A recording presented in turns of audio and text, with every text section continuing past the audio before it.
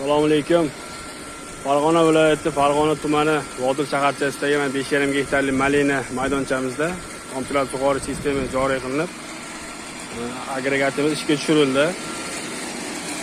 Ishlar jarayonida. Endi mana effektini ko'ramiz, natijasini. Qanaqa suv tomishlari ideal.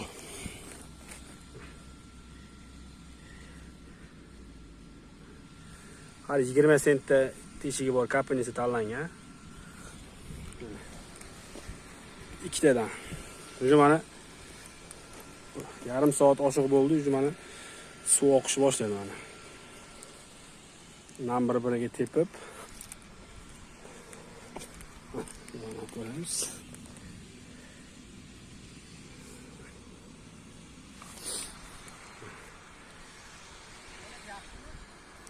Kimga shunaqa sifatli xizmatlar kerak bo'lsa, pastda nomer qoldirib, bemalol aloqaga chiqaverasizlar.